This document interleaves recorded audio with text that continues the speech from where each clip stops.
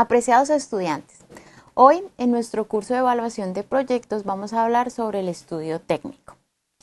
Mi nombre es María Juliana Ríos y soy la docente que los ha estado acompañando en este curso de evaluación de proyectos. Soy ingeniera financiera y tengo un máster en Dirección y Gestión Financiera como posgrado. Hemos hablado de la información que se recopila en el estudio de mercados, en el estudio técnico, y esa información nos da la pauta para construir el estudio económico. En el estudio económico, después de identificar cuál va a ser la demanda de nuestro producto y los requerimientos técnicos en los que necesitamos invertir para desarrollar nuestro producto, ahora podemos construir el estudio económico, que para evaluar en términos de utilidad cuál sería esa utilidad que vamos a percibir después de cubrir todos los requerimientos de efectivo del desarrollo de nuestro producto. Entonces, los ingresos. ¿Los ingresos de dónde se obtienen? De todas las ventas que se hagan, ya sea del servicio o producto que se vaya a desarrollar. Entonces, a más ventas, más ingresos vamos a obtener. Por eso era tan importante identificar cuál es la demanda o la posible demanda que vamos a obtener sobre nuestro producto. ¿Sí? Pero ¿qué pasa? Si tenemos unos costos muy altos, lo que vamos a percibir de nuestras ventas no va a ser muy significativo. Por esto era tan importante que siempre habláramos de producción en términos de siempre manejar el mínimo de costos. Los costos es las necesidades de efectivo o los desembolsos que se necesiten hacer para el proceso de producción. Los costos solo son inherentes al proceso de producción y pueden ser de tipo fijos o pueden ser de tipo variables. Los fijos son los costos que no varían así aumente o disminuya la cantidad de unidades producidas. Y los variables son los que varían en función del volumen de producción. Entonces, dentro de los costos variables tenemos las necesidades de materia prima. Las necesidades de materia prima van a aumentar o van a disminuir de acuerdo a los volúmenes de producción. Eso sería un costo variable. Un costo fijo puede ser, por ejemplo, los pagos que se necesiten hacer por el arriendo de la planta donde vamos a operar. Independientemente de las cantidades de producción que vayan a haber, el pago periódico o el pago mensual de un arriendo no va a variar. Eso sería un costo fijo. Cuando a las ventas le descontamos los costos que necesitamos cubrir, obtenemos la utilidad bruta. La utilidad bruta nos expresa la cantidad de efectivo que obtenemos después de cubrir nuestros costos de producción.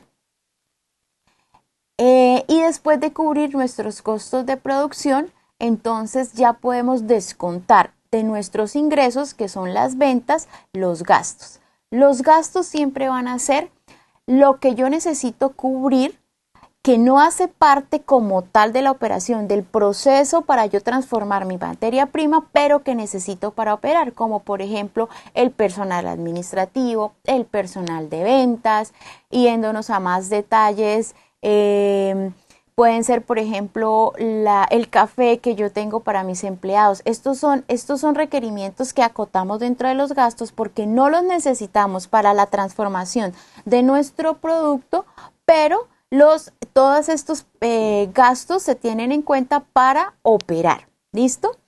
Y cuando a la utilidad bruta, que fue la que obtuvimos después de descontarle a las ventas nuestros costos, le descontamos los requerimientos de gastos, pasamos a obtener la utilidad operativa. Entonces, la utilidad operativa es la cantidad de dinero con que la empresa cuenta después de descontar los costos, que es lo que yo necesito para producir, y los gastos, que es lo que yo necesito para operar.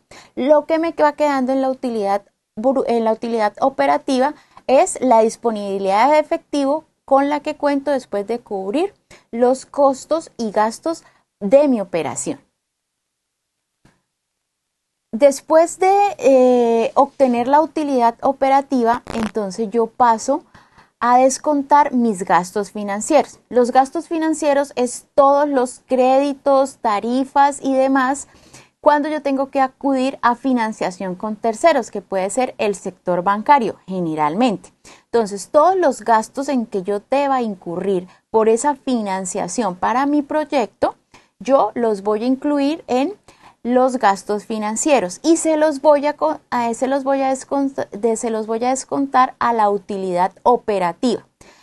¿Qué es la utilidad operativa? Recordemos lo que me queda de efectivo después de descontar costos y gastos. Entonces, cuando tengo el valor de mi utilidad operativa, puedo descontar los gastos financieros. Dicho en otras palabras, después de descontar los costos y los gastos, la utilidad operativa me muestra los recursos con los que cuento para cubrir los gastos financieros, para pagar los impuestos y los recursos con los que cuento para recibir de utilidad después de cubrir todo lo necesario de mi operación. Entonces, una vez le descuento a la utilidad operativa mis gastos financieros, voy a obtener la utilidad antes de impuestos. La utilidad antes de impuestos son los recursos con los que cuento después de descontar todas las tarifas del sector financiero en caso de que yo esté utilizando financiación para adelantar mi proyecto.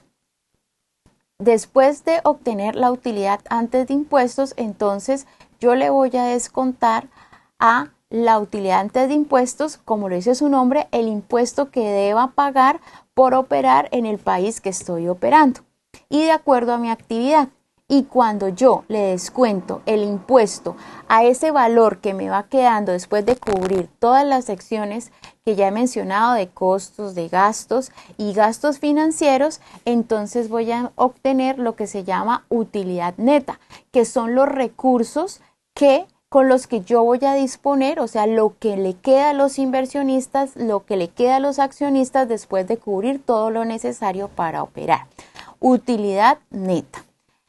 Esta sería la construcción del esqueleto del estado de resultados, que es el que les acabé de definir paso por paso y que me permite evaluar en términos de utilidad cuál sería la suma que yo voy a recibir después por las ventas de mi producto, después de cubrir todo lo necesario para operar y para pagarle a terceros y para pagarle al Estado por operar en el país en el que esté operando.